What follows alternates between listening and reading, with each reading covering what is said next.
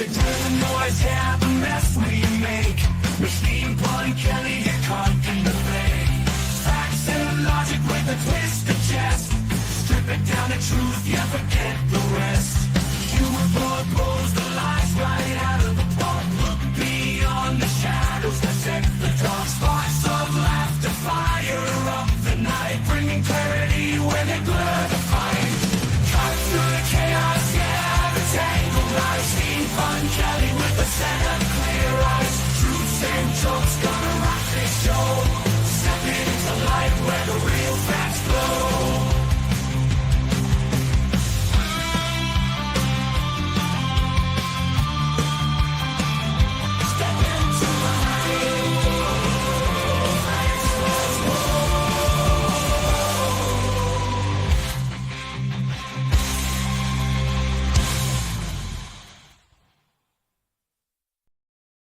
You know, that song is kind of jamming, isn't it?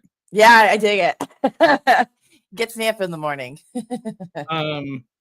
So today I have a big announcement to make. I was just telling Nahan, like 5 minutes before we started, I got monetized officially on Facebook or on YouTube. Woo! So yeah. And that I mean, it's exciting. like fake monetization because they have like a 3,000 hour mark and a 4,000 hour mark. So, you know, like I can like sell stuff now. Is basically it. But you know, hey, it's a step in the right direction, and the paperwork's out of the way for when I get to 4,000 hours.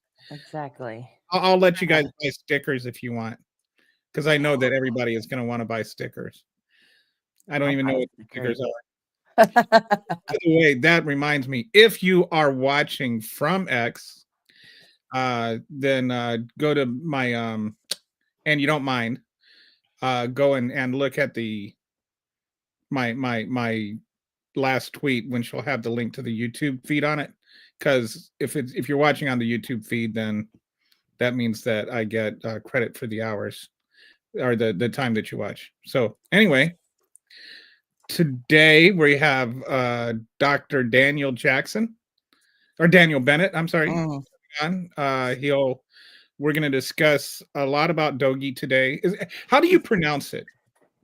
I mean, Doge, Dogie, Doggy. Well, it's Doge because it's just like a short joke. Yeah, it's a joke about like Dogecoin, right? And somebody literally the way that Doge even came to be and the name and all of that is because of one of his Elon's followers. Like, you should run Doge, and did like an AI video or image of it, and he's like, yeah, that's literally where this came from, was that. So it's Doge, but I don't care how he pronounced it. I've been told like there's also, it stands for Department of Government Efficiency, so it could be. That's correct. Getting into this GIF thing.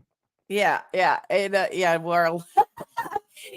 So if you're saying if it's pronounced based on what the acronym means, it's Doge. No, it'd be Dogie. Dogie. Like get whatever the hell you want. What it is, it's a crying shame. Is what it is. And it's an illegitimate agency or a group. So, you know, that's really what it is. Call it what it is. It's a fascist takeover. So when Daniel gets here, we will talk about exactly, you know, like we're going to go through the details of the constitutionality of it, the legality of it, and all of that. But before that, there is I read this tweet yesterday, and my first thought was of you, Nahan. I immediately thought of you. not because of this applies to you, but because you have been appreciating the humor of it. I'll go ahead and find it and open it up. Oh, come on. Where did it go? Oh, okay. Here we go. It's Monday morning. Yeah. Not just any Monday morning. It's a Monday morning that we didn't have to be working Monday morning. Okay, so. Okay, so here All right, let me share my screen. Okay, I should have had that set up all the way. Guess what? It's fine. All right. So this cracked me up. Here, this is from a Facebook post from Jennifer, whoever that is. Donald J. Trump. Hello, sir. I am one of the probationary employees terminated by the DOGE at 9:00 p.m. last night, February 14th. I voted for you, sir, 3 times, and I still support you. I was encouraged by the DOGE to see what they were getting rid of the wasteful government spending. I support that too. My termination letter said I was being let go due to performance. I know that's not true. I am an excellent employee. I've been with the federal government for almost 16 years. 16 years in June. I had started my career with USDA, transferred to DHS, and recently came back to USDA because it's such a great agency to work for. Surely this must count for something in your eyes. I'm loyal, and I firmly believe that the work I do as a USDA, APHS, PPQ employee is vital and important. My boss, his boss, the managers in the neighboring sites all agree I'm doing an excellent job, and I'm a great asset to the team. I'm the only redacted in the state of Kentucky, and my work here is valued and honorable. Honorable, Nehan, honorable. Wow. Each time I voted for you, it was because I knew you'd make things right and fix the wrongs. I'm counting on you to make this right too. I'm pleading with you to reinstate my employment and give me my job back. Please, Mr. President. Thank you. Like, just. And I still support you, as it says. Yeah. This is okay. Now it's this is it's starting to trickle out now. Like, but what I'm wondering again, like, what is it going to take for him to be like, okay, I don't support you, because all these, like, it's a cult, right? So even if he doesn't get his job back, he's probably going to still support it. You know what I mean? Which is just. Well, this is a she. This is why I thought right, because you've been like talking about the white women that find out. Yeah. I was told I was doing excellent, and now I've lost my job. yeah, right. You thought he was just going after the black DEI hires. That's right. That's exactly right. Face meet leopard, leopard meet face. Meet like white face, meet white woman face. It's just, it's.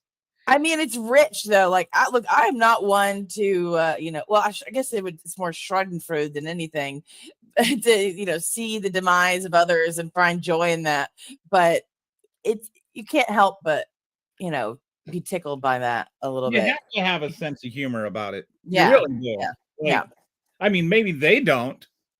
Yeah. But, that's their problem. Oh, well, they had a sense of humor fine when they're wearing diapers to rallies and and we're sitting there buying the JD Vance cum cups and all that. Yeah, like, I'm remember the JD Vance cum cups? Oh, that was my second. I was like the little cups there. Yeah, the sperm donation cups. cup. Yeah, I'm sorry. I just there is no more sympathy for them. I mean, in the beginning, like when Trump really became a thing, it was like, oh my God, this guy is nuts. He's lying to them. People are, I understand, they're looking for change, but again, this is when some people that voted for Trump the second time and the third time are people that voted for Bernie Sanders the first time. Right. Mm-hmm. So at that time I had some sympathy for them because I was like, look, they're just looking for something different. They're looking for a change. But now it's like, they know exactly what they were getting. So it's not like they didn't need to, like they couldn't see the lie.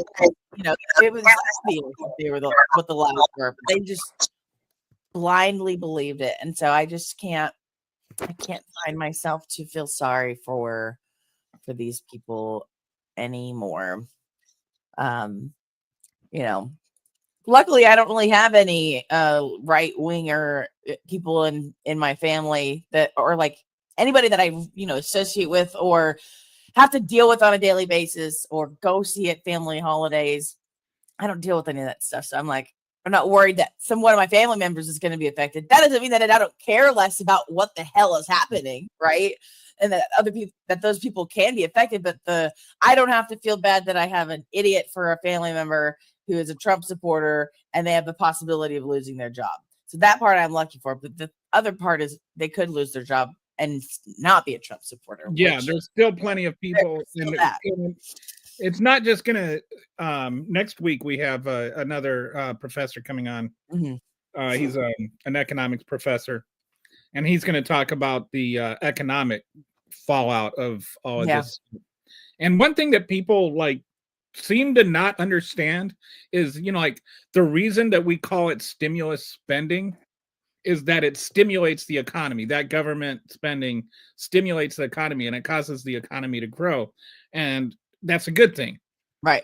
The opposite of that is what's called austerity. And austerity is when you shrink government spending.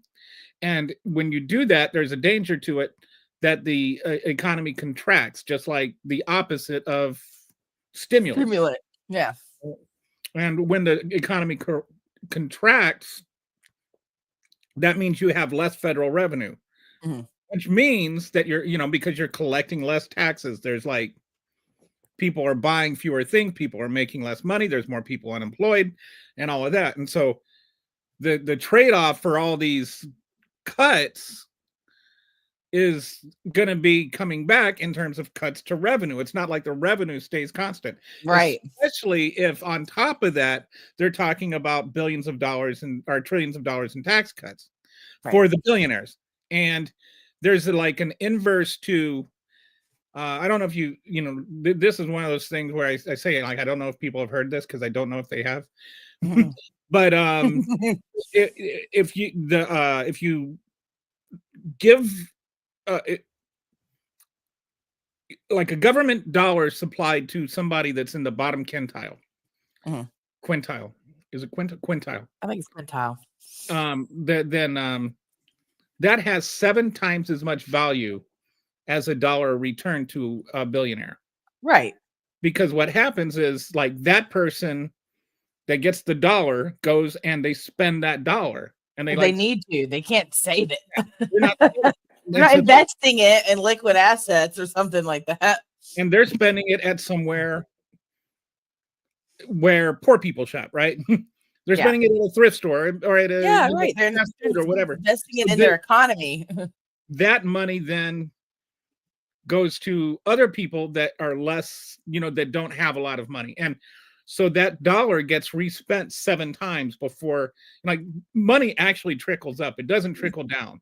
Right. Because every time you buy something, there's the owner of that business gets a profit, and then the owner, whoever they buy stuff from, gets a profit. And so the dollars actually trickle up. They don't trickle down. Right. Right. But it gets respent. That dollar will get spent 7 times versus only 1 time. Right.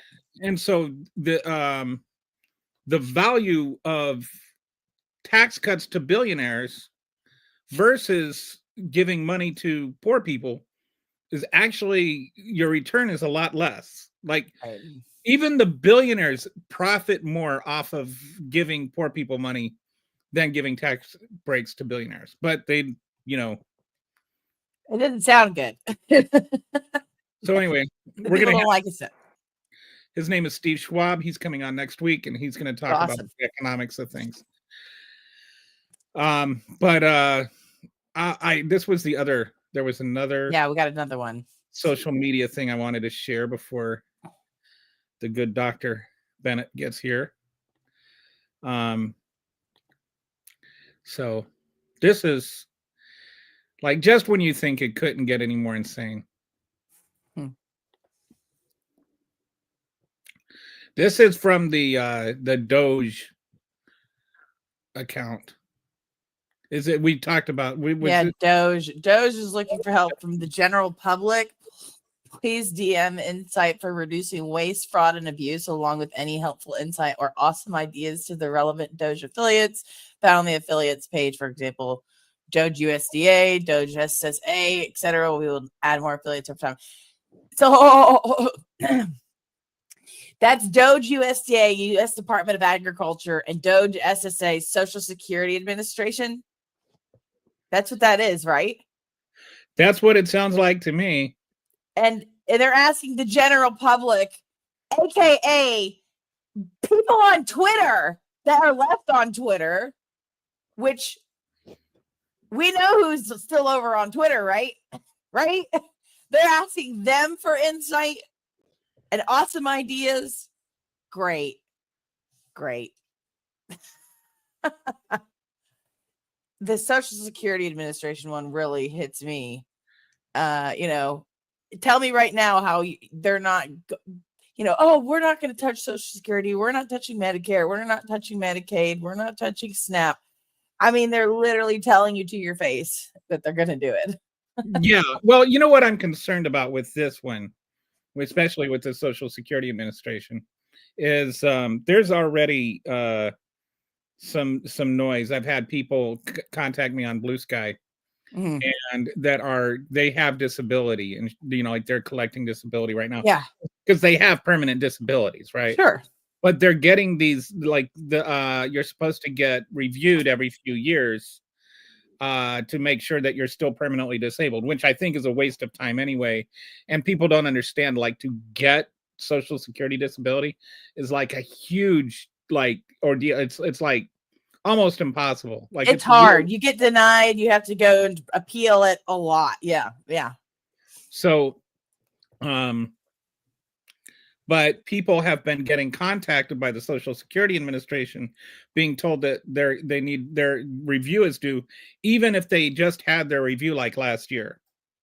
Yeah. So there's I'm concerned that people that have disability is who they're coming after next, and that people are going to read this tweet from Elon. And start turning in people that they think are, collecting Social Security as a scam. Right. And they're like, oh, you've been mooching off the system for this long. And it's like, they don't realize, you're like, hello, I have a permanent disability. That I have a disability and yet you still walk, or something like right. You don't understand what a disability means.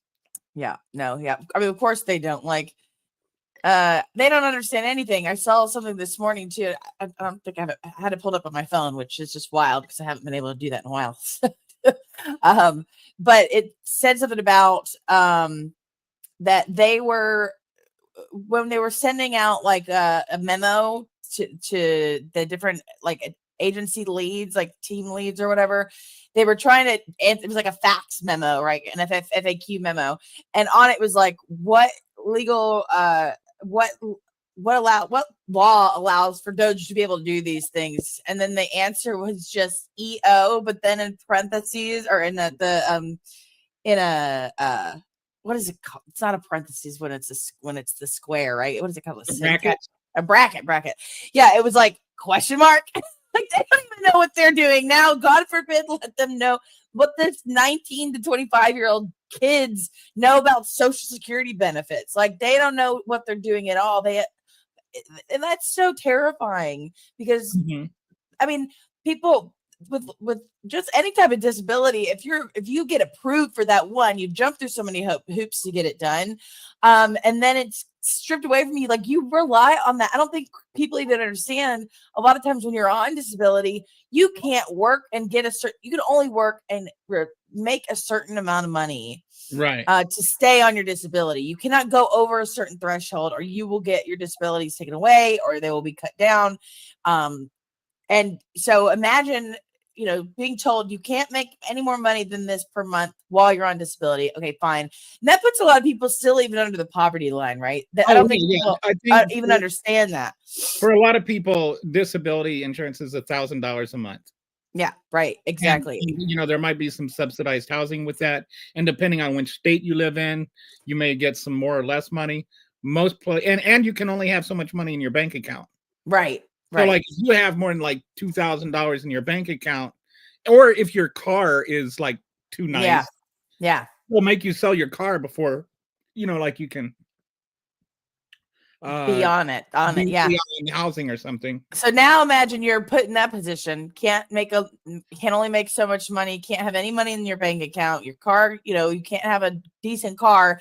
And then they just have the money to fix your crappy car. Right, exactly. And then they're like, they just take away your disability. Like it's for whatever, you lose your disability.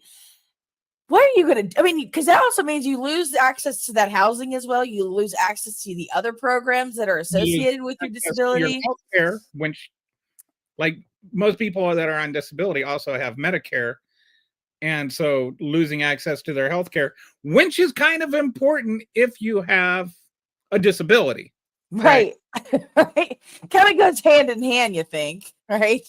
And so the fact that the repercussions of losing your disability is just, I don't think some people quite understand that but that's a scary thought for me, if I was on disability.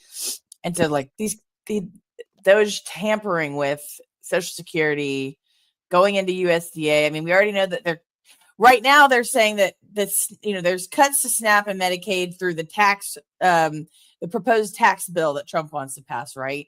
Mm-hmm. And what that's going to do is it's taking that money and it's shifting it instead to tax breaks for billionaires and large corporations, and then we're getting taxed more. But now, not only is that happening, not only are the cuts happening there, but we're going to see the cuts happening now, because if people aren't familiar, USDA is also associated with SNAP benefits or food stamp benefits. So they're going into that agency that helps with those programs. And then, of course, the Social Security Administration. So even more cuts, even more harm, even more damage to be done by DOGE. It's just like they're running rampant. It's like a chicken with its head cut off, like running around, like spewing blood everywhere. And it's like the blood of the American people. And like nobody's going to do anything about it.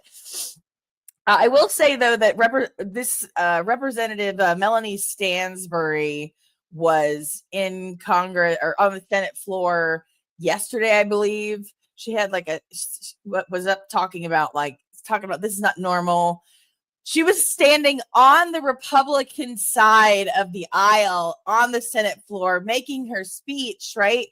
Because there were no Republicans in there. There was nobody there. She's like, where is everybody? This is not normal with all this stuff that's happening right now. Where are Republican senators?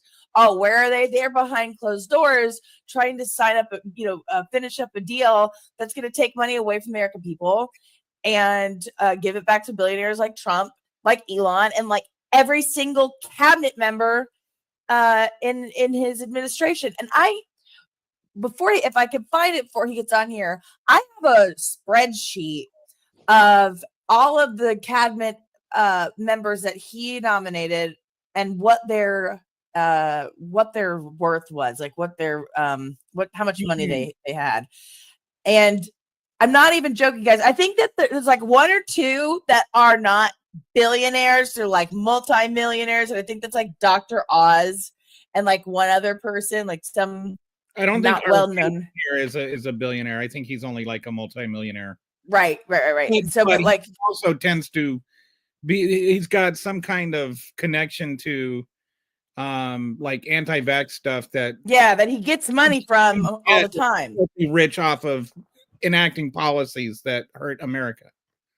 Yeah, don't tell me that if he, him getting nominated is not going to make him more money. Yeah. That's kind of the point, right?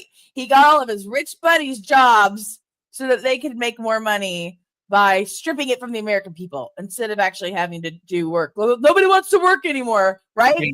We're just talking about your administration. They don't want to work and do honest work to make money. They just want to steal it from Americans. So it's not even counting Musk. Right. Oh God, no, he's in a category of his own because he is the richest man in the world. And it's like he seemed a little bit more, or he thinks he is. I would say based on his behavior, that his behavior is a little bit more invincible, untouchable.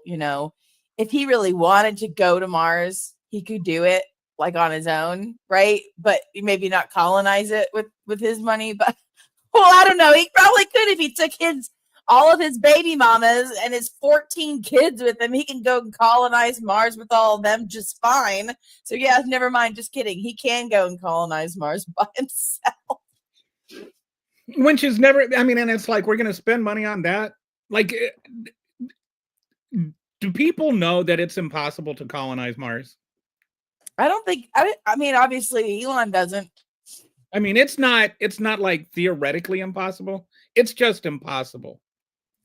I think it's funny that he thinks that if we could colonize Mars, that it's going to happen before like shit is already too bad for us to get off of the planet, right? Mm-hmm. Like, it's not going to be that long from now. I don't think we're going to be colonizing Mars in the next century. I really don't see that happening, or even like serious attempts to have it be occurring in that time period.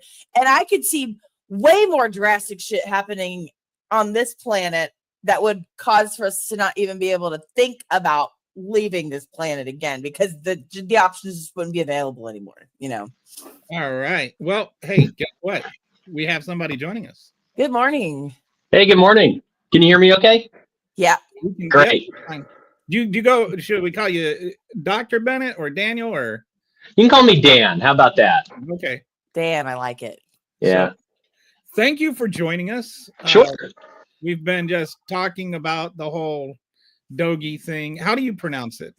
I pronounce it DOGE. DOGE. I do too. I do it angrily. I think that's the meme, isn't it? I'm not a huge meme guy, but isn't that it? That's a meme and a meme coin. Yeah. Okay. The other side of the argument is that it's Department of Government Efficiency. It's like GIF versus GIF almost. Exactly. It's a GIF versus GIF thing. So. Very divisive. Bingo. Yeah, I think that's the point, right? I think it's divisive in ways, including the way you pronounce its name. It's like the owner, the guy that made that created GIF said it's pronounced GIF, right? Right, but it certainly, I pronounce it GIF, but it doesn't feel right, when you're looking at it. Well, he said right after that, he said, I'm going to go play some golf now. Yeah, exactly. Oh, yeah. I guess I'll defer to him, not, like you said, not happy about it, but right. No. After he said it's pronounced GIF, he's like, I need to go play some golf now. Yeah. See, tongue in cheek. I love it. There you go. Great.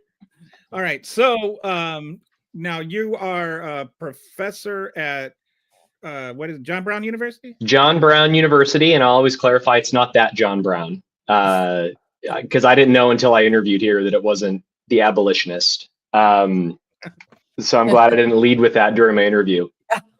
Different John Brown, Northwest Arkansas. Northwest Arkansas. Yeah. That's just blue country, right? Very much. No, it's funny. In our neck of the woods, it's obviously all relative. Like I grew up outside of Portland, and so everything has a different tint in my eyes. But if you compare Northwest Arkansas to the rest of the state, it's definitely a little bit more. I wouldn't say progressive, but it's Walmart. Like it's Walmart. It brings a lot of folks from around the world here. It's certainly not cosmopolitan like other big cities are, but it has a different flavor than once you get, an hour and a half or 2 hours south. What's the name of the city you're in?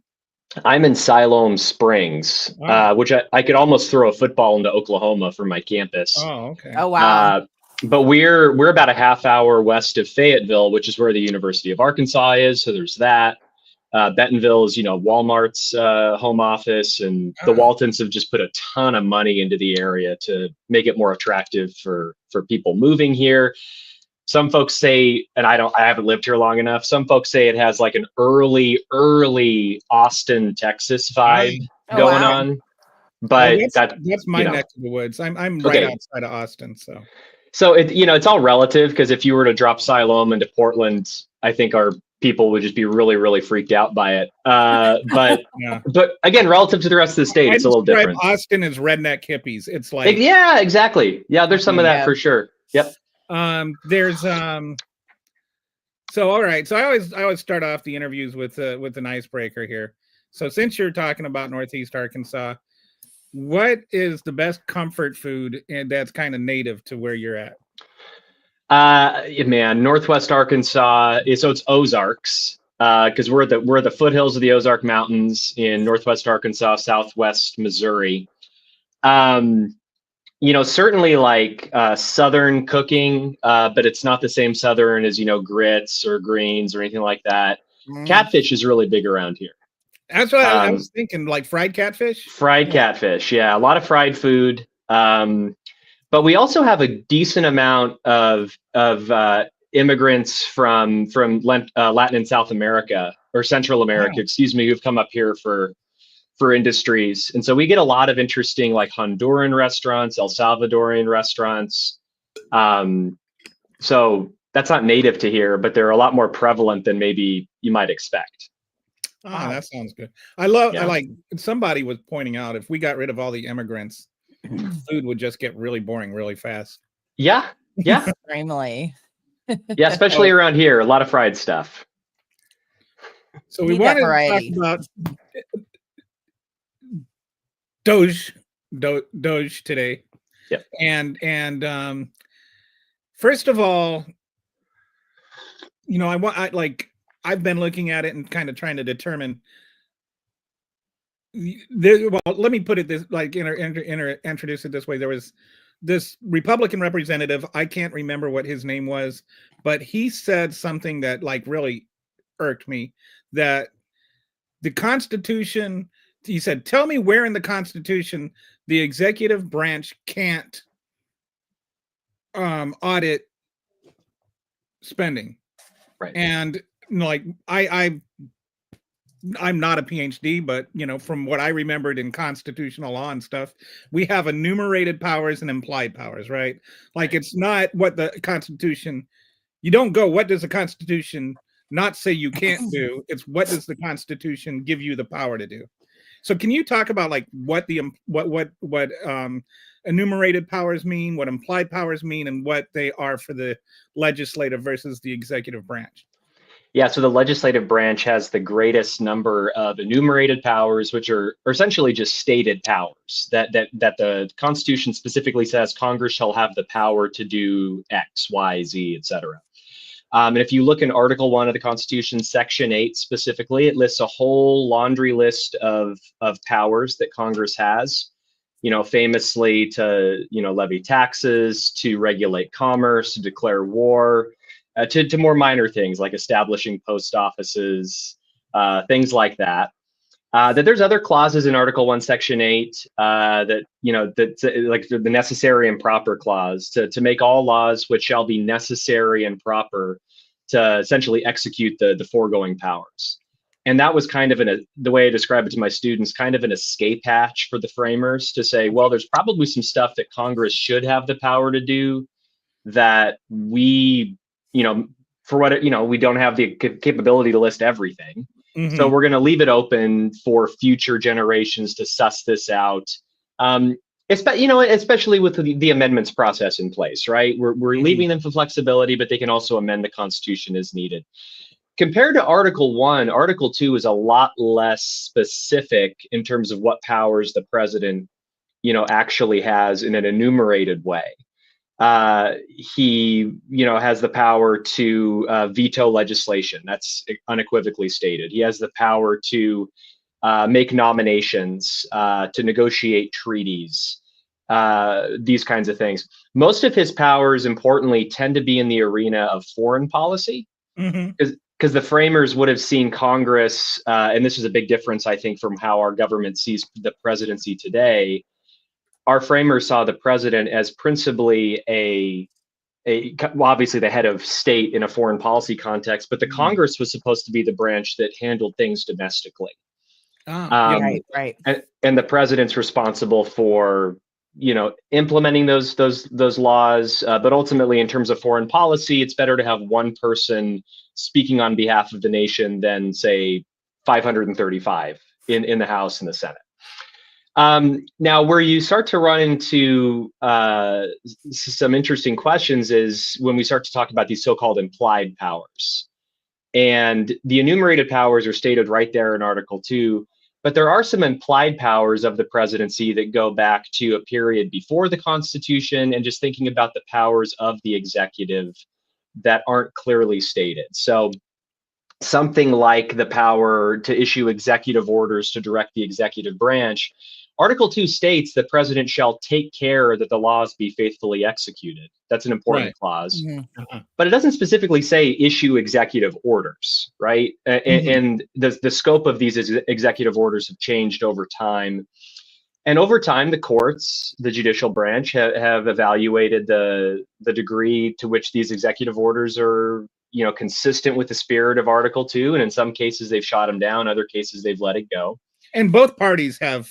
Oh, yeah. Have sort of, especially over the last 30 years, 40 years, like escalated the power of executive orders, right? There's a nice correlation. It's not perfect, but there's a nice correlation between the decline of productivity of Congress and the rise of not only the quantity, but also the substance of executive orders. So as Congress has entered into a period of more or less kind of a stalemate or gridlock, if you want to use that term, presidents have felt more compelled or even empowered to start issuing these executive orders. And this is the trade-off. It allows them to claim, immediate policy successes that can be immediately revoked under a future president. Like and student loan forgiveness. Right. Yeah, student loan forgiveness, or even, in the first Trump administration, this idea of DACA as a policy. This wasn't, it's not really just an executive order. It was a whole policy initiative the executive branch pursued. And the Supreme Court pushed back on how much, one administration could end that program. But yeah, when it comes to directing the best example of this is the so-called Mexico City policy, right? Which restricts which type of funding or how much funding can go to overseas health clinics promoting or providing abortion. Going back to the Reagan years, every Republican president has established this policy. Every Democratic president has rescinded it. Congress could end debate on it now if they passed a law stipulating and clarifying the meaning, but they haven't. And so the president feels free to act in this way. And one last thing real quick. This is kind of the whole, the positives and the negatives of executive orders.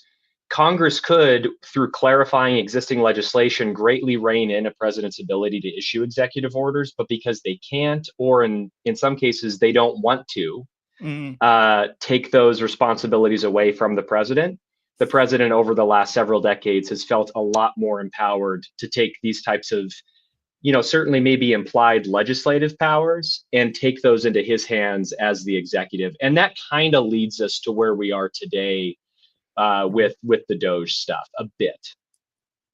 Is this the biggest grasp for power by the executive branch? Man, I'm not a presidential historian. I think if we're going historically, and this could be seen as positive or negative, something like the FDR presidency and transforming the presidency into its modern era, where you had a relatively compliant Congress essentially say, we're going to delegate a lot more power to the executive branch. Plenty of folks today would say, hey, that's actually a good thing because we need more, executive flexibility. I think today's or Trump 2.0 and the establishment of DOGE, if it's not the biggest, I think it's probably the most creative and questionable action that an early presidency has established. Particularly when we're talking about, there's usually a flurry of executive actions early on in administration. Right. That's not uncommon at all. What is uncommon about this is Trump is only the second president ever to assume a second term after losing a first reelection. And so he has this familiarity with the levers of power. He and his people have spent, several years thinking about what are we going to do when we get it back. and they just hit the ground absolutely running with this plan to go through at a micro level and start, using a scalpel, but also a sledgehammer. Yeah. So that's unusual historically. Project 2025 is a 180-day plan. It's Right. not a 4-year plan. No. Plan. They saw, and presidents generally have short runways when it comes to, enacting their agenda. A president might have, I think President Obama capitalized so much early in his first term, and on the Affordable Care Act. By the time it was passed, we were basically into the midterm election season. And so, President Trump really has, 16 to 18 months maybe to really pursue an agenda until Congress shuts out entirely and starts to go into re-election mode. And then come 2026 or 27, we're kind of gearing up for the presidential election. So they not have the Congress anymore at that point. Well, theoretically, yeah. Wishful thinking. It's fingers crossed enough that it could go either way in the. Who knows? Oh yeah, no, that's right. It's a really narrow margin, and if midterm elections generally favor the party out of power, so it wouldn't be crazy at all to see Democrats retake the House and maybe not quite get back to the Senate. The map isn't quite as favorable to that, but. To have unified government, even if it's a really narrow majority in the House, he's got a short window to do this. But the actions early on have shown, especially with the DOGE stuff and this flurry of executive action, there doesn't seem to be a ton of negotiating with Congress right now. Right. Bringing Congress in. Yeah. Well, I think they're doing it. They're trying to act like they are with the subcommittee, right? That's what they think is going to be. Congress. Or I guess it's the House is going to. The House subcommittee is gonna rein in a little bit, but I need a little faith there. No, I think that's fair. It's the appearance, maybe. Right. Yeah. Exactly. What I was considering, and I don't like this. Actually, I love your thoughts on this. So what DOGE is alleging to do, is actually very much in the purview of the General Accountability Office and the comptroller, right? And the current comptroller, can't think of his name right now, but his term expires in December. And then it's a 15-year term. That's somebody that gets appointed by the president and approved by Congress. Just throwing this out there. What if he makes Elon Musk the comptroller? or somebody that's, like Musk approved? Like, what if he tries to do through the GAO what he's trying to do through DOGE right now? Like DOGE gets all knocked down and everything, but then he's got a congressionally approved cabinet member. He's got an actual department that's could he do what he wants to through them that he can't do right now? Well, the powers of that office are certainly more specified under legislation, because the GAO is this independent agency. I think it necessarily has a bit of independence from the different branches, which I think by design is a really good thing. But you have seen efforts for presidents to try to leave their imprint on some of these supposedly nonpartisan offices. And I would say the one positive, and it would be kind of funny if it weren't so sad for Elon Musk to be the comptroller. That just seems like a huge downgrade for him than the kind of free reign that he has right now in government. Right. I think you're right that it's more likely that it's someone who's more of an acolyte or a disciple of this philosophy. And sure, that wouldn't be ideal for folks who don't like the way that Trump is going about this process. But I would say that it's better to have a congressionally approved officer in charge of these things rather than this quasi-government unofficial position without the traditional level of oversight. Yeah. Now, again, those are 15-year terms. That's pretty significant. And it remains to be seen how that would reflect or how that would interact with a future administration that doesn't share the same priorities. But I guess the purview of that office and that position would be a little more defined through existing law. And so that would actually make it easier for Congress and a future president to take action against it if it were to overstep its statutory authority. Right now, it's just carte blanche to do any number of things in the executive branch. That's an interesting point, because even just with the idea of precedent, like let's say the Democrats take back the House in 2028, and then in 2029, President AOC makes George Soros her director of DOGE or whatever it's called, Sure, right? sure. And then George Soros says, you know what? All this money spent on ICE is fraud, waste, and abuse. He shuts down ICE. Aren't you just like, to me, like, isn't there something beyond ideology here to where you're looking at precedent and power and you're giving one person power beyond any, that's an unelected bureaucrat, giving him power that even the president doesn't have?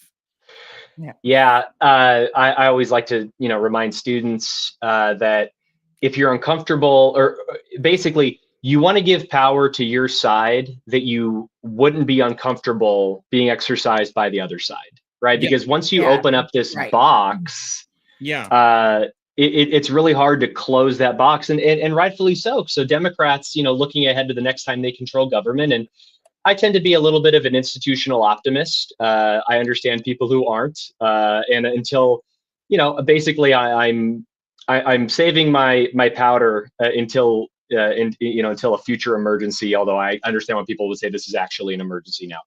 All that said, assuming there is another transition of power and we get Democrats in control again, it would be very difficult for me to think that, just because Trump did this, we're not going to do it. I mean, once that power is out there and we normalize this stuff, it has pretty interesting implications. Which I think every time I remember that there's been a situation like we have now where all three, the Senate, the House, and the White House all have, unified power. Yeah. And then everybody's like, get rid of the filibuster, get rid of the filibuster, that's on the controlling side. Right. And then, but the controlling side will never get rid of it because they know that the time is coming where the other side will have all the power. Yeah. And so nobody wants to light that match. Well, it's not that no one wants to light it. It's the people who have been there long enough and have, like, if you're a brand new elected official in the Senate, you're going to say, yeah, this is a bad idea, we should get rid of it. But then you have the older folks in both parties saying, actually, no, we want to keep this because, we see, further than just right in front of our face. Right. So that's a good point. It's like I remember Mitch McConnell and John McCain shutting it down, and then more recently it was Chuck Schumer shutting it down. Like there's and because they know they've been there long enough. Been there. But it's only a matter of time before the other side is in that situation. Well, and the last thing they want is to not have any ability at all to stop things. And if you want a good example of how this escalates really quickly, so back in, I think it was 2013. There was kind of a unified approach to shut down some of President Obama's judicial appointments at the appeals court level. And you could, this is kind of a blame game, but Republicans would say, well, Democrats were doing the same thing back in, 2007, whatever. Okay. It's been going on for a while. But the Democratic Senate said, you know what, we're going to remove the filibuster for these appeals court judges. Basically, we're going to keep it for the Supreme Court justices. And so they were able to appoint a number of folks to the appeals courts, right? And then what do you know? The first time that the Republican Party has a presidency again with an opportunity to confirm a Supreme Court justice, what does the Senate do? We're going to get rid of the filibuster for the Supreme Court justices. Now, Democrats, and they could say, well, this is a huge breach of historic norms. It's like, yeah, but the groundwork was laid already. Like, guys, like, this is why it's important to think beyond, think ahead. Yeah. Do I think it's a good idea? I think we should have preserved the filibuster, sure. But I'm skeptical that it'll be around, that much longer. I think eventually the pressure is just going to build and break, and it's just going to be back and forth after that. I did a study once on just the history of the filibuster. It's pretty fascinating. Like the filibuster is not in the Constitution. It's not it's all procedure. Just a procedural vote. Yeah. And it didn't exist for actually, I think the need for one started coming up almost immediately because the minority party, even if they were just down one, was just like everything was rammed up through their throat. And so then it's just like they would even have votes without the other side even there. It's like, we don't even need you. And so you're discounting 49% of the Senate.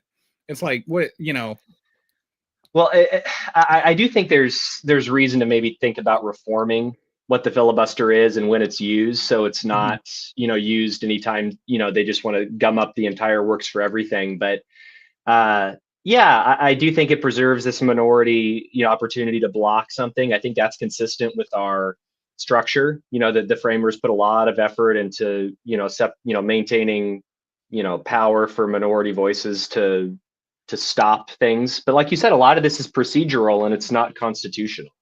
Well, there's what I want to say it's line 72 or 73 that the before what happened with the filibuster is if there was a filibuster, you couldn't proceed with anything else.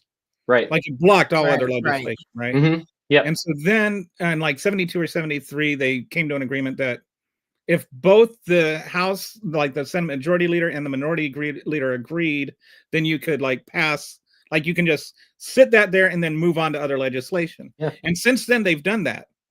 Yeah. I would like to see every once in a while in the Senate, the Majority Leader say no. Like they could just shut that down just by saying, no, not this time. Like not like in a general thing, but just like this time. Where if you want to do the if you want to filibuster, you have to stand up and speak.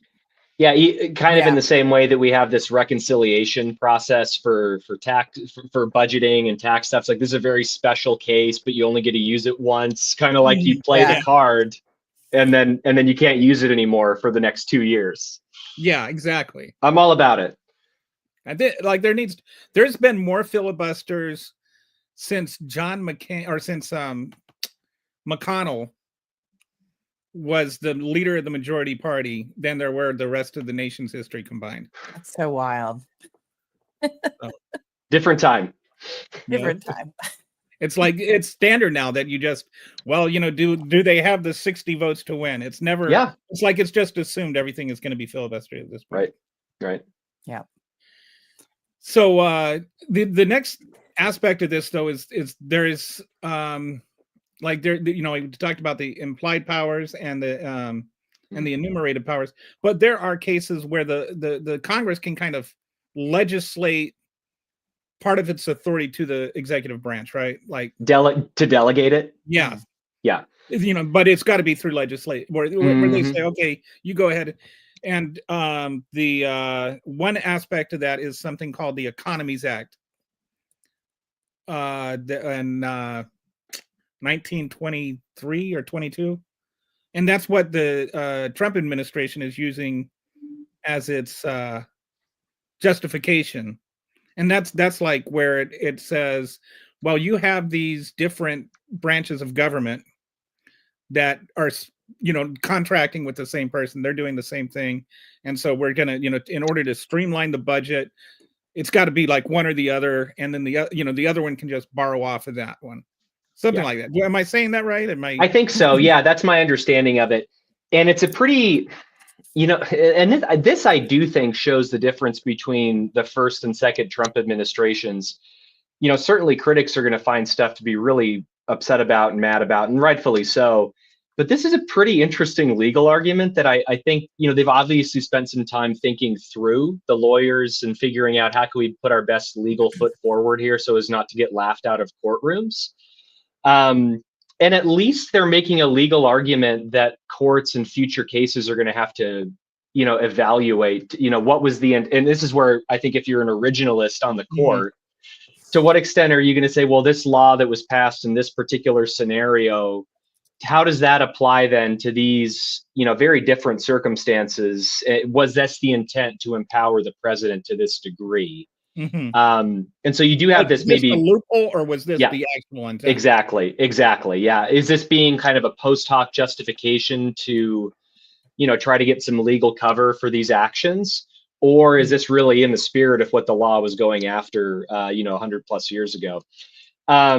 So in that sense, just for the listeners that aren't aware of the connection, the DOGE took over something called the DDS, I think, the Digital Something Service.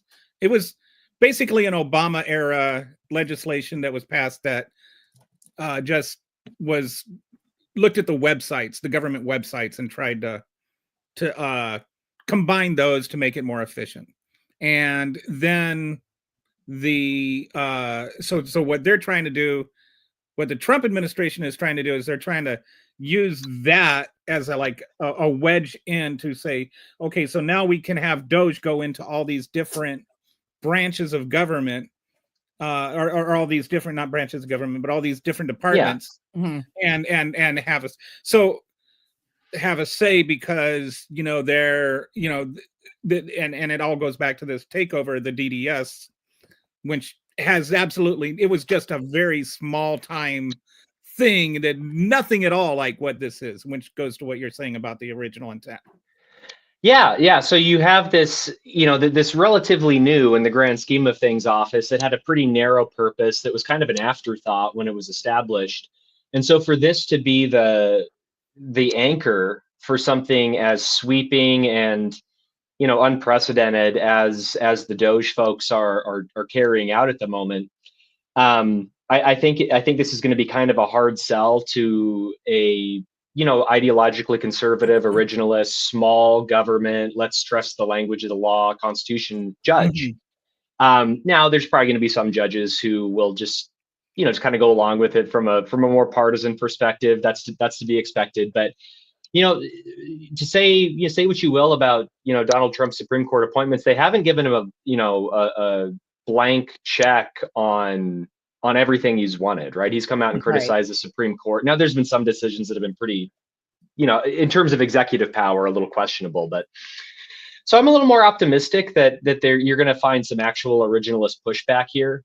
But like you were saying about establishing precedent, what's to stop a future administration from, your Republican or Democrat, from looking at similar justifications for otherwise unrelated actions? I think a really good example of this, back in the first Trump administration, there was an effort to declare a national emergency at the southern border to try to reallocate some of this funding to build a border wall, right?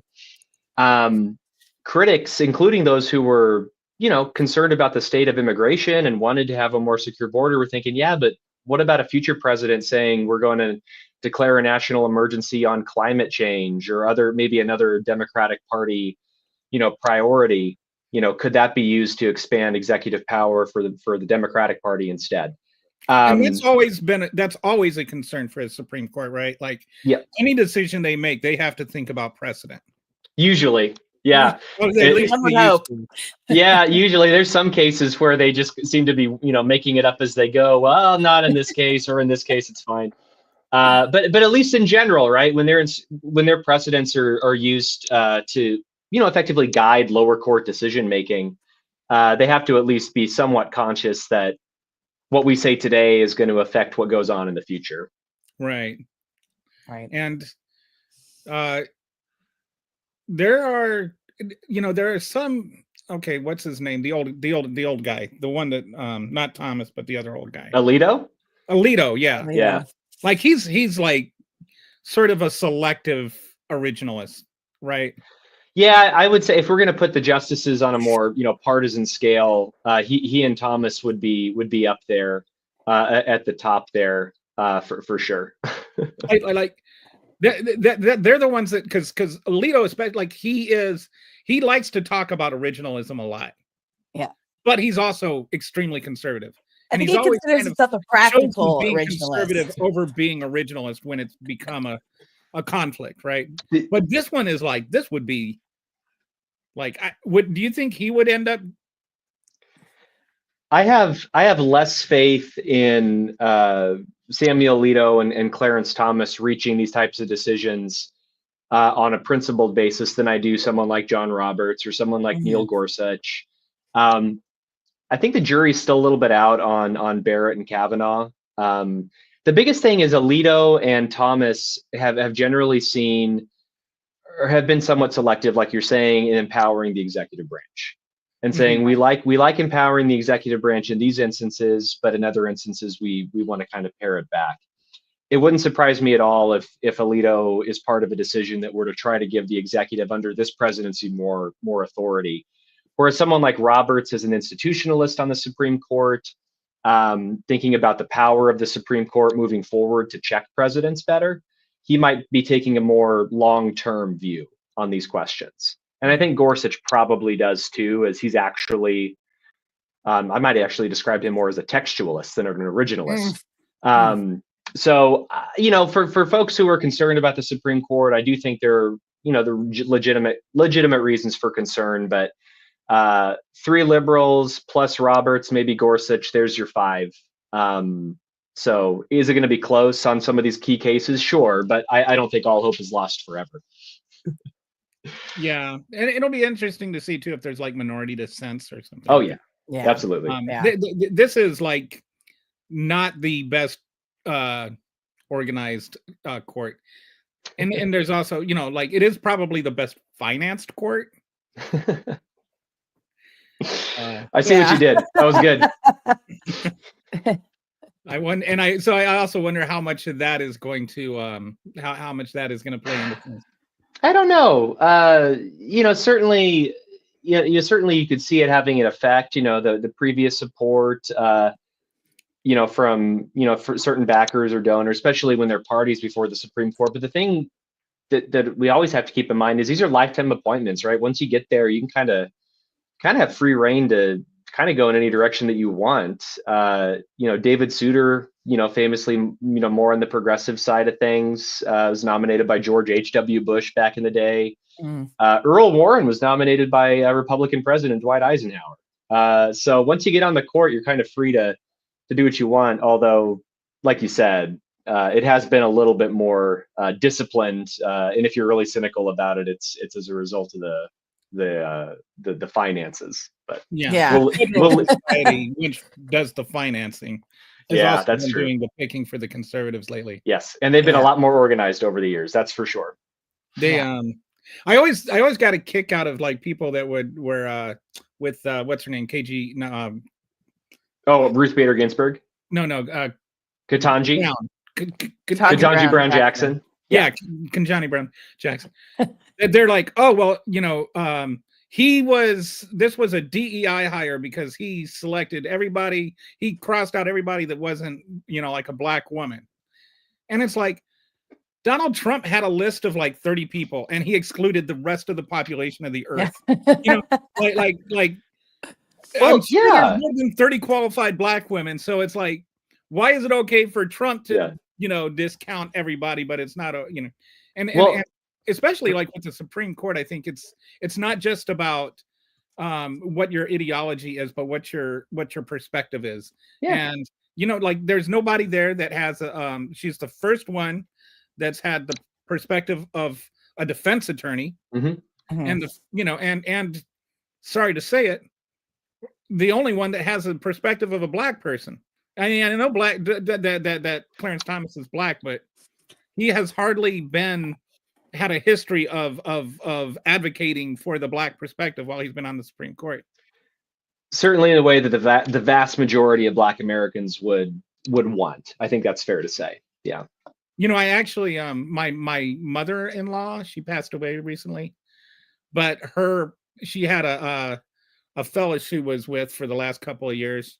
They met during the pandemic, but he went to law school with Clarence Thomas. And he would go to parties with him and stuff. And Clarence Thomas would just like hang out on the couch and just kind of watch everything. He didn't get too involved. So you're saying they were socially awkward then and they're socially awkward now? Yes. They're just like us. He's dreaming about his what is it called? It's not an RV. What's the it's just a giant moterhome, right? It's like a coach almost. Yeah. He gets mad if you call it an RV too. No, but it's classier than that. Yeah. But he was probably Did you see the one John Oliver offered him? Yes. Yeah. That was pretty good. Yeah, never was going to accept that though. Hey, by the way, so listen, while we're talking about the Supreme Court, though, I just want to pull back to DOGE and kind of just the topic of what the Supreme Court has done. So would you consider what they possibly could rule on as in a similar way to like the federal agency reforms that were done by FDR with the New Deal restructuring and like Ronald Reagan's deregulation efforts? Do you feel like that there has been a precedent that was set within those rulings that might give us a view into what could possibly happen if some of this these executive created agencies overstepping constitutional limits, and what Trump is doing right now with DOGE goes to the Supreme Court? What could we maybe see happening with that based on what their previous rulings have been? So administrative law is a generally really difficult area of law to navigate. There's a lot of procedures in place. There's a lot of statutes aimed at either protecting the independence of administrative or bureaucratic agencies, but also spelling out, if you are going to take action as an executive or people as president, you have to, follow a list of processes or procedures. And the more you do that these processes being established by Congress through statutes, the more you follow procedures, the safer your actions are going to be seen, right, by the courts. And previous deregulatory efforts, whether it's under Reagan, like you were saying, or certainly efforts to change things under FDR, going back to the New Deal. My understanding is there was a lot of. It's not like these agencies or efforts were done in kind of a. It's not like the president was winging it, so to speak, right? That there was an actual. Reliance on these statutes and procedures acts that were in place, and the courts could evaluate those changes within within the constitutional framework, but also within the statutory framework. I think the danger that the DOGE stuff is going to run into is, are they moving almost so quickly and so fast as to someone could make the argument that they're not following the established procedures for either firing people, for reorganizing things, for reallocating funding. And one of the big enumerated powers of Article 1 for Congress is the power of the purse, right? They have the authority to, that's really their biggest power. Yeah. Right. Yeah. They determine how to spend the money, and the executive branch is then tasked with actually spending the money. And so the problem I think that DOGE could run into, and that there's plenty of lawyers working on these questions, so it's not like they're going to go in totally flat-footed. But I think that's the biggest difference between previous deregulatory regimes, is that this is, like you were saying at the top, this is happening within the first month of an administration, just incredibly blazing fast.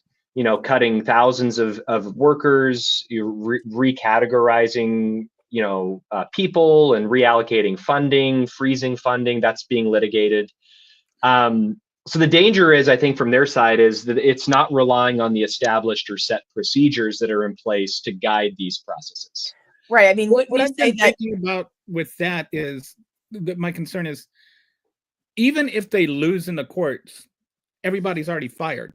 So like you get with what happened with the nuclear the nuclear stockpile, right? Yeah, they fired everybody, and then they're like, "Oops, we shouldn't have fired those people." And then they try to rehire them, and they don't know how to get them back. Yeah. And like, once you fire people, they're looking for other jobs. You can't unburn the bridge. Yeah. I was talking to a colleague of mine who works for the government, and we were talking about the merit protection board, essentially trying to this administrative independent board that hears appeals from civil servants who have been wrongfully terminated or whatever. And there exists a process to contest unlawful terminations or firings. The problem is this takes a lot of time, and so like you were saying, it could be that eventually these people are legally found to be to have a claim that they were wrongfully let go, that they ought to get their jobs back or be reinstated with back pay or what have you. But the wheels of justice often turn slowly, and it could be years before some of these people are found to be, you need to rehire these people. And at that point, like you were saying, what if folks don't want to come back? So it's almost like you burn down the house, later find out, oh, you shouldn't have done that. You need to rebuild it. But the damage is done. Yeah. Right. Yeah, all the money you had in your desk drawer was not in a fire safe box. It's gone. Yeah, no, the money as well as the house you could have used to rebuild. Right. It's gone. And so, I think it's a fair policy discussion to have, and really just at the grand scheme of things, what government ought to be. And this is where you're going to see liberals and conservatives have very different visions for this. I'm talking like actual conservatives, not like Donald Trump conservatives, which is just not MAGA. No, absolutely not. Like ideological conservatives from like the Bush years, the Reagan years, et cetera. Yeah. They're gonna have different visions for what government is, and let's hash this out. Let's let Congress get involved. But this type of slash and burn approach is not a good way to govern. At least it's not I don't think it's a particularly responsible way to govern in terms of keeping the structures at least ready to be rebuilt if necessary. And I think that's kind of their point, right? They're saying it's not about efficiency, because our system was not designed to be particularly efficient. If you go back to the separation of powers, there's a lot more efficient ways. It was meant to be slow. It's meant to be like this. Yeah. It's meant to be slow. I mean, if you look at the writings of James Madison, Alexander Hamilton, trying to discourage the consolidation of power and make it so, one faction doesn't dominate others. Right. We're meant to be a slow, inefficient process. And so it's not about efficiency. It's about tearing it down to the studs. Yeah. And maybe you rebuild it in your image if you're the president, but otherwise it just kind of lays bare. And that really is at the heart of these extremely small government arguments. Let's just get rid of it. And we're hoping that we're betting that people won't care, won't notice, and that'll be that. That's like whenever people say, "Oh, government is too big," and I always say, "Too big for what?" Yeah. Like it's what should I think every political concept and paradigm should start with what should government do. I was in when I was in high school, I lived in Liberia for a couple of years, and they had a political officer there. His name was Marshall McCauley, and I was writing for the newspaper, and I got to interview him, and I was asking him about what he was doing, and he was actually assisting in writing the Constitution for Liberia. Wow. And so he asked me, like, what would I was in the 11th grade. He's like, if you're writing a constitution, would you write exactly what the U.S. Constitution is? And I'm like, that's a good question. Yeah. And I've been thinking about that now for 40 years. Like, what would you write if you were writing the Constitution? What is the perfect government? And yeah, I really think that you can't answer if the government is too big or too small or whatever until you've got some idea of what you think the government should do and not do. That's a great question, because I think we tend to be, especially in the U.S., tend to be America-centric, as opposed, our Constitution is obviously the strongest. Then you reflect on it for a moment and think, well, we've made some mistakes. So what would it look like if we were starting from scratch? We actually had to make amendments. So yeah, we have an amendments process. We didn't get it all right at once. Yeah, right. Yeah, exactly. So I think. I do think that the whole nature of our Constitution is one of reflection, experience, that we've had a little over 230 years to really go through this process. Highlights the strengths of the Constitution, but also the challenges. And I think what we've seen over the past 10 years since, and it didn't start with Donald Trump, but it's certainly kind of exemplified under his presidency. It's putting a lot of these, informal norms that aren't established in the Constitution, but are kind of just there to the test. And it remains to be seen what this DOGE business will do as they face legal challenges. To what extent will courts correct it? And then the biggest siren, I guess this is when my alarm bells will start to go off as an institutionalist here, is, if, and we haven't gotten there yet, but if there's a judicial ruling, from a high court and the administration says, we're just going to keep doing it anyway, then we have an actual serious problem, particularly when Congress has shown no interest in reining this in. Doing congressional duties, period. Like when they, this was like when they made vote, when they approved vote the Republicans. Yeah. It's like, do you realize you're just voluntarily surrendering your power as senators? Yeah. And if you're in Congress, and there's been a lot of studies that have shown this, is that Congress is very willing to delegate the hard work of implementing laws and actually putting these laws into practice to the executive branch. And when things go poorly, they can say, well, we need to, change course. It's really the president's, he didn't follow our instructions. That's kind of the whispers. But if things go well, you can claim credit for passing such a good law. And this goes for, both parties. So if you want to make your job as a legislator as easy as possible, you write simple laws and you empower the executive. And, if you're in a minority party, you're not going to like the president of the other party, but once the president's in your party and he's doing things you enjoy, that's why you pass these, ambiguous or otherwise vague laws. And I guess if you are a small government conservative, you'd much rather have a more active Congress that's actually legislating than giving power over to people in charge at OMB or other executive agencies, because this is kind of what happens. You get more carte blanche. How do you think that overturning, well, I don't know, was it completely overturned or partially overturned of Chevron? How do you think that affects that strategy? So Chevron deference cases going back to the 80s that gave a lot more, and it's initially a lot more authority to administrative agencies, provided they're acting in a way that's at least in the spirit of the law that was passed. Can you just explain a little bit what Chevron was? Because So basically, it was a really important administrative law case that that stemmed out of some of these more ambiguous or vague laws, and administrative agencies would effectively get a framework or a skeleton of a law passed by Congress. And then it would be up to them to kind of fill in the gaps or actually implement the law. And part of the justification for Congress was, for better or for worse, the experts on these policies are residing in the executive branch. So if you're passing a law governing energy or nuclear production or anything like this, Congress doesn't usually have expertise to pass very specific, finely tuned laws on those issues. You instead defer to the experts in the executive branch. Right. So that was the gist of Chevron deference. So long as the administrative state is abiding by, or is acting in the spirit of the law as it was passed, the courts are going to give the administrative state wide berth and leverage in evaluating those actions. When the court overturned that precedent recently and essentially kind of got rid of this doctrine of Chevron deference, what it does is you're still having non-congressional entities evaluate administrative agencies, but instead of the administrators themselves, it's now going to be the courts. And so the courts have to now be the one to go in and evaluate whether or not this administrative agency was acting consistently with Congress.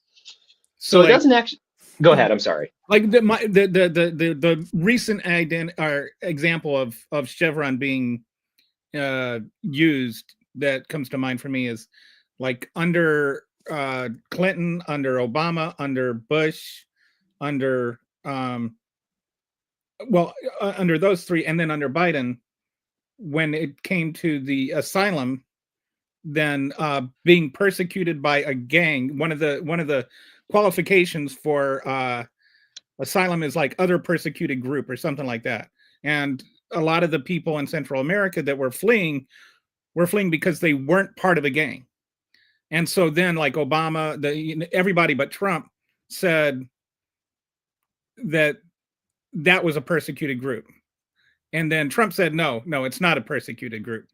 And so it's just a matter of, well, how do you define persecuted group? It's exactly, it could go either way. And, since there was no specific wording from the from the Congress in that, then it was fine either way. Yeah, that's exactly right. And this gets back to this idea, like we were talking about at the beginning, about enumerated versus implied powers. The law in question did not specify exactly the type of asylum seekers that were going to be eligible under, Obama and Bush and Clinton and these presidents. But generally speaking, I think most judges would have been like, well, this kind of fits the criteria for a persecuted or a group that was, going to be, harmed by these things. Without that deference given to the administrative agencies, the justification, or rather the judgment about those asylum seekers is going to have to come from somewhere. And so under a post Chevron world, it's going to be with judges instead. So it's not like it's going to force Congress. I mean, I guess ideally it might force Congress to write more detailed laws, but they could still say, we're going to write them, the same way we have. The laws are going to get challenged as they're being implemented, but instead of the agencies having more deference and leeway, it's just going to be up to the judicial branch instead.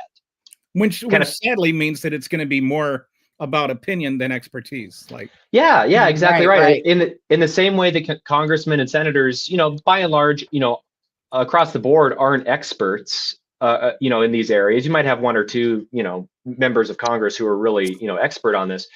Judges aren't experts on this stuff too. They're lawyers, they're legal scholars, professionals, what have you. And you lose that expertise. And so that's a major drawback, I think, to that decision.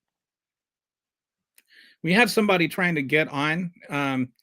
We need to add you to the stage. I'm just kind of waiting for a pause. So Nil, I think it is just go ahead and pop on. We'll put you in Nil there. with an N. Nil. There we go. Okay.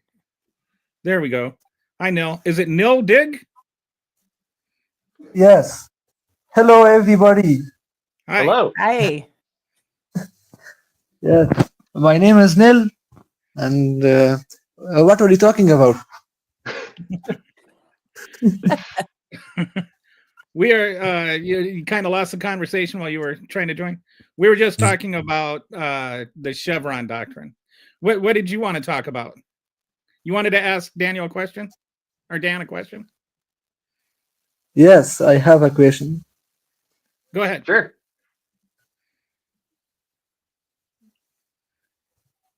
No, I will leave.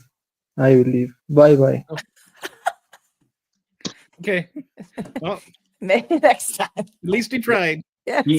The Shot is shot. That's okay. Yeah, you never know. Sometimes it's being up on stage is a little different. He lived up to his name. There you go. No.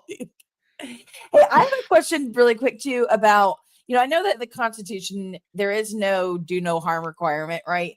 But do you think that there's a possibility of lawsuits coming based on violations of the Fifth Amendment from actions done by the government towards American people, like a civil class action lawsuit, or even the 14th Amendment, where states are no longer providing services to their constituents because the federal government has now taken funding away and harm is being caused to, for example, somebody on disability or, child services or anything like of that nature. Do you think that that's a possibility? I personally don't know that because I'm not a professional in the constitutional realm, but I'm curious to know what your thoughts are on that.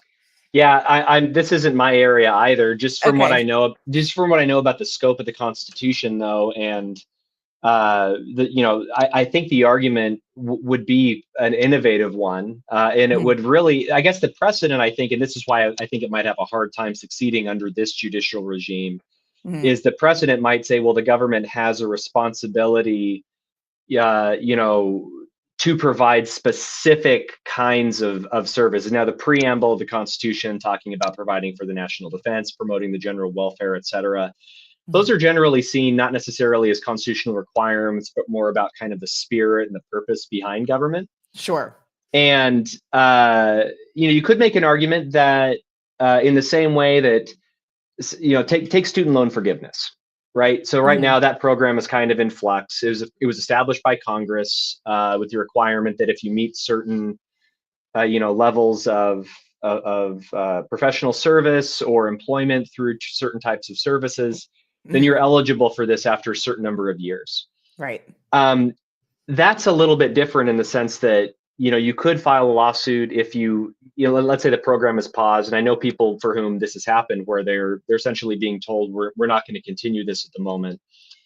There could be a lawsuit in the future where they say, I specifically chose a job in a particular sector in order to meet this criteria, knowing that after 10 years, my loans would be forgiven. At least that was the promise that that was made to me. Mhm. And so that could be an example where you could have people, suing the government in that way, saying this was a benefit that was afforded by Congress. And if we're going to end the program, you basically need to give people who have entered into the program already a chance to finish. Right. Rather than pull the rug out, entirely. As for, folks, who have been receiving services for disabilities, or even something, like a temporary aid for needy families or WIC benefits or things like this. I'm not sure what that would look like from a lawsuit perspective, but I imagine there's interest groups out there who are already batting this around a little bit. Yeah. Oh, yeah. Absolutely. I would agree. Okay. Well, thank you for answering that. And then, however, I know we're both not, you say you're not a constitutional expert. I know I'm not either, but you might have a better answer to this one than I do. Okay. So given the fact, and I think this has kind of been the overall argument, but I'm curious to know what your perspective is on this, because of the fact that Congress controls federal spending and the purse, as we've kind of been talking about. Does that not violate the spending clause of the Constitution for DOGE to be doing the things that it's doing? Right? Is that not an argument to be made? No, I think that's the argument that state attorneys general and others, might be making moving forward. I think, anytime you have, and this is actually maybe the biggest argument against what the Trump administration, to say nothing of DOGE, is doing with regards to its responsibility to enforce these spending requirements, is that Congress allocates the funding and then the president has to actually spend it. If you go back to the 1990s, Congress, when they were trying to reform the budget processes and trying to, cut funding or cut the budget, they tried to give the president this power to, go through with a line item veto. Right, to go through a bill and essentially cancel out spending provisions, and then maybe reallocate the funding to different places. Now, the Supreme Court eventually ruled the line item veto unconstitutional because it circumvents the legislative process. And so I would imagine, at least the current, I don't know about the current court, but based on precedent, this type of behavior could be seen as challenging that precedent and saying the executive should have more flexibility to either decide to spend money altogether or maybe repurpose money to other areas if it's related to the general purpose of the bill. Right. That's where the challenge is probably going to come from. And that seems like a fairly reasonable legal argument to make, in a constitutional argument, I should say. Again, especially when the process that DOGE is running under is murky at best. Sure. Yeah, no, I would agree with you there as well. That's why I was saying that I find it like that would make Elon Musk the most powerful person in American history, because he would have a power that even nobody else had. Yeah, so, and if you're, and I guess you could say that, if he, even as an unofficial government employee, is serving at the so-called pleasure of the president, there's at least that weight behind it. But if this is signed off on, then you are opening this Pandora's box for the next Democratic president to just bring in his team of, experts or tech people to go through and trim the fat how they want to see it. And right. I have a really hard time seeing how that's consistent with their constitutional framework, right? Congress has the ability to cut funding to programs. They can do that. They don't, for a variety of reasons, some of which are political.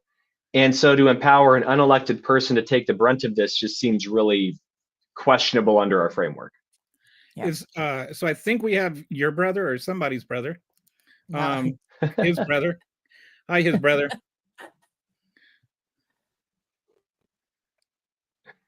Hello, everybody. Oh, is this Neil again? This is Neil's brother. Neil's brother. I'm Oh, well, okay, you know what? 0 for 2. Anyway, so you have a hard stop, right? You need to get going.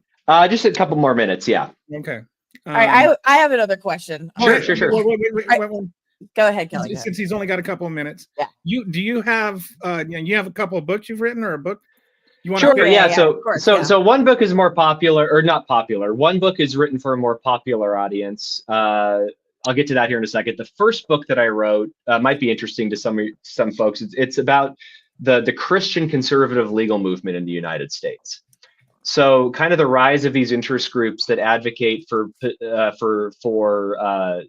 issues relating broadly to religious freedom issues, but in a very more like conservative ideological direction, opposition to abortion, opposition to same-sex marriage and civil rights for LGBT individuals. And kind of the development and growth of that movement as a network of legal organizations. That's my doctoral dissertation research. Wow. It's certainly written to a more academically inclined audience. There's a lot of jargon in there that, looking back on it now, I'm like, oh, I shouldn't, whatever. But the more recent book I've written is aimed at a more popular audience. And I teach at a Christian university. I'm, as a Christian political science person, I'm really interested in the role that faith ought to play in people's political engagement. And it's not just Christians, but just people of faith in general, how we approach the political systems around us. And, namely how we do that in a way that is consistent with the faith that we have, that doesn't sacrifice it, at the altar of political expediency or political power. And so in the book, it's called Uneasy Citizenship, Embracing the Tension of Faith and Politics. I talk about, some of the challenges that exist for, people of faith, but also people in my Christian community in this particular moment that tend towards political polarization, cultural changes, etc. But then opportunities that we should really be excited about as people of faith to kind of confound existing political norms and seek to do good in our communities, especially at local levels. So that's the quick elevator pitch. Well, like I mentioned to you just through our correspondence, I spent 15 years as a minister. Yeah. And, just going to college campuses and having Bible studies with college students and stuff like that. And I've especially lately, it's like my Christian friends are like, how can you be a Democrat? And my liberal friends are like, how can you be a Christian? And it's right. Like, to me, it's very easy to harmonize the two. But because, the evangelical right, like I'm very much of the opinion, keep your religion out of my politics and keep your politics out of my religion. And, like I tend to vote according to, like the Lord's guidance within me and my understanding of his love in the Bible. And that, he was a person who loved, not judged. And, that's me. I'm not telling other people that they should vote that way because they're a Christian. Right. But anyway, I would love to have you on again to really like get into this topic because I think it's fascinating. I think it's one that doesn't get enough talk. I've thought about writing a book. Jesus rode a donkey, but he never rode an elephant.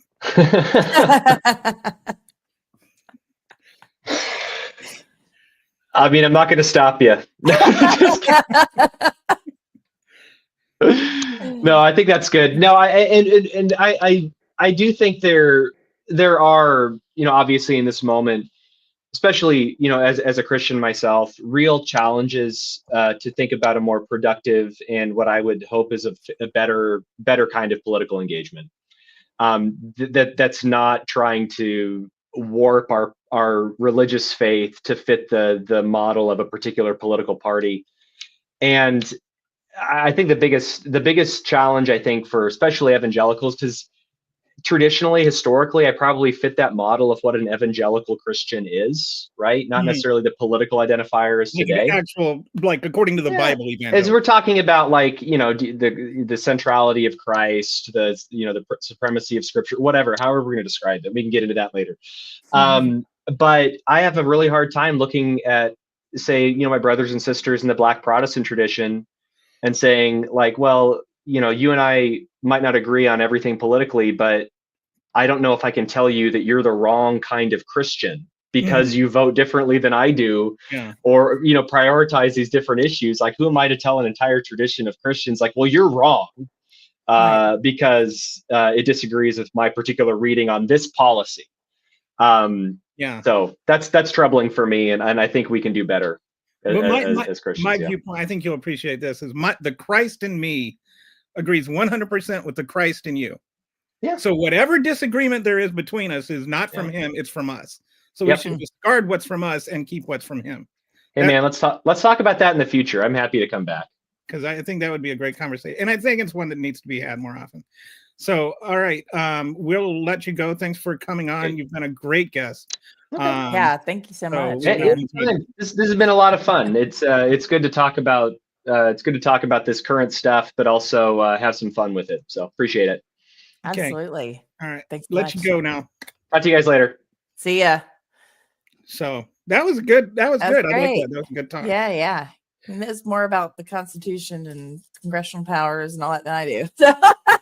Well, he does have a PhD in it, so that's helpful. Yeah. That's why we bring the experts on. Exactly. And I do have to say too, Kelly, and I'm sure guests also our viewers will say, like, I'm not religious. However, like these kinds of conversations, like, me and you talking about Christianity and your faith, and you're relating it to your political views and or lack thereof, or how you go about navigating that, and hearing also how other people do as well, does give me a bit of faith in people that come from a more religious background that are involving themselves in politics, when we are faced with like that. You guys are out there, and it's not just Heritage Foundation extremists all over. So like that's something that I think is important for people to keep in mind. And when you get to see it in real life, it's comforting, I guess, a little bit for me to be like, okay, not everybody out there is like that. No. And I think that there's a lot of like people have exploited religion. Yeah, absolutely. Throughout 100%. history. And it's not necessarily that they were of faith or that they had faith, but they knew how to exploit faith. And I would put Donald Trump. There is I say Satan is a better Christian than Donald Trump. Right. Yeah. I mean, I would agree. Didn't even say, I haven't read the Bible through all the way, but isn't there somewhere in the Bible where it talks about, I'm sure there's lots of places, false prophets, false people coming out, or like religious groups or groups of Christianity or of the faith, that are false prophets and stuff like that. They're like, hey, we're at, isn't this like, it's funny how the really super and when you ask him about the evangelical part that he's talking about, there's a difference between like evangelical Christians, like the mega church type people, and like what he's talking about, right? I'm talking about those type of people. They're like, this is the end of times. Basta. Okay, so like evangelical, the extremism of the Greek word for good news, right? And the good news is Jesus Christ is our Savior, right? And evangelical is just somebody that preaches the gospel. That's all it is. Right. And there's a can't think of his name. Anyway, one of the one of the church fathers, I can't think of his name right now, Augustine. He said, preach the gospel always, and when necessary, use words. And I really like the real gospel is not by what you say. It's not by who you condemn. It's by what you do and how you live your life. And when you are a real Christian, people will sense something, and they might ask you about it. If they don't, there's times when they do talk about it, right? But mostly it's the way I live my life is my gospel. Right. No, absolutely. I guess, but yeah. So thanks for clarifying that. So what I'm saying is like more of the extremist evangelical part. I think more like what evangelicalism for some people has turned into, or like the idea of what it is. It's, I find it ironic that they are like, this is the end of times. We're, God's coming for us, but it's like, but I don't think you realize like, you're identifying with the wrong part of the story. You guys are doing the bad things. Like they're the ones that you guys are the ones that he warned us about, right? Exactly. Well, if you go and you read the Gospels, there's only one type of person Jesus condemned. Yeah. He would condemn. He would forgive. He forgave the adulterous woman. He forgave, all kinds of sinners. Forgave the tax collectors and all of those guys. The one person the one kind of people he couldn't forgive were the ones who didn't repent. Right. And those were the ones who were so full of judgment of other people that they went around comparing themselves to everybody else, and they'd say, oh, you do this, you do that, and I'm better than you. I'm better than you. Yeah. And so then he would say to them, hey, stop judging other people. Look at yourself, pull the plank out of your own eye before you try to pull the splinter out of your brother's. Yeah. And so that, like, that's who he condemned because he couldn't reach them any other way, Right. And I call those actually that's who I call the religious people. Yeah. They were the ones that It's the holier than thou. Those are the modern day Christian right. They're the ones that are, oh, you're gay, you're trans, you're whatever, and they're so full of judgment that they don't even that okay, well, Donald Trump might be sleeping with a prostitute, but at least he's straight, Right, exactly. Or not a prostitute, a porn star. Yeah. Anyway. Yeah. No, but I I appreciate being able to have those kind of conversations and I think it's important for people that, like me or I don't follow religion like that. I was brought up as a Christian and my father's dad was a pastor. So I have a background in that, but I don't. That's funny because I was brought up as an agnostic. Yeah, really? Yeah. Isn't that funny? Like the way that life makes you go different paths that we all take. But no, I just think it's important because I understand why people get so frustrated and like how easy it is to like attack the Christian religion or, attack evangelicals or, whatever just the Christian sect of religion in general or the overall, because of what we see people claiming to be Christians doing. And so I think it's really important that we show that that's not the case for everybody that claims that, says that they are of the faith. So I think that's an important thing for everybody else to be able to see as well. Yeah. I think, I do think that there's a tendency of the evangelical, like I think that the evangelical right have probably turned more people away from Christianity than led people to Christianity. 100%. I would agree with that. But yes, great having him on. I would love to even be a part of that, just to almost even be a fly on the wall for that conversation that you guys were talking about having more about, his book and that sort of thing. I'm curious to see what his thoughts are on that. Yeah, it'll be great. I don't like having people that are better looking me on, but What? I mean, I'm here. No, I'm kidding.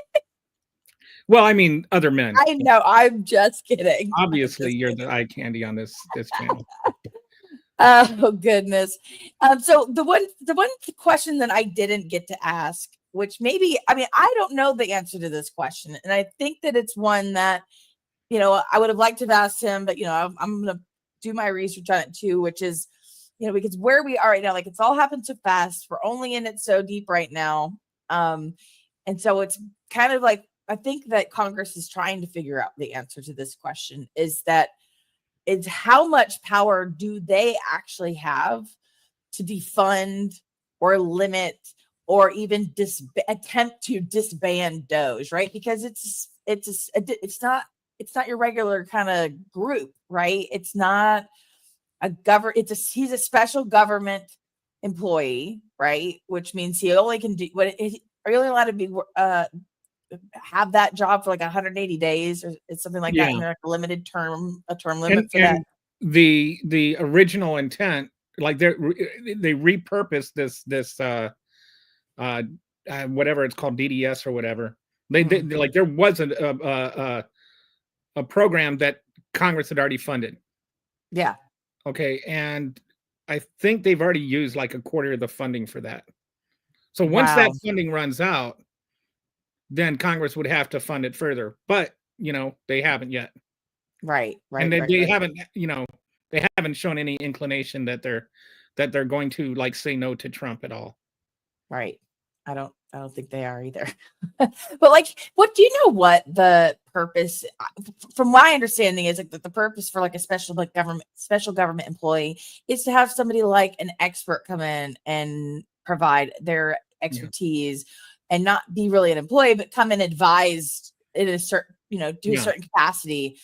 But like not be in control of things like this, right? I think this is the bastardized version of what a special employee, government employee, is actually supposed to do. Yeah, they're saying that he's there in an advisory capacity, but he's not advising them to fire people. He is firing people. He's saying, I have deleted, we have deleted this, we have done. That doesn't sound advisory to me. Yeah, not in any sense of the way. But and so they're trying to have it both ways. They're trying to say, on the one hand, he's just there in an advisory capacity, and on the other hand, he's oh, my brain just fell completely out of my head. He's not there as in an advisory capacity though. That's what we're just saying. That's just the point we're trying to make. However, I will let you know that this is hilarious to me that there was some polls that came out that shows that Musk is highly unpopular with independent and moderate voters who are like probably going to be voters that would help Republican senators win re-elections, right, during the midterms. They do not like that he's doing what he's doing right now. The survey found that moderates disapproved of Musk's leadership of DOGE by 21 points, with 33% only approving and 54% disapproving. So, and that's from moderate Republicans. That's voters, and that was probably taken before they dismantled the no, that was the nuclear.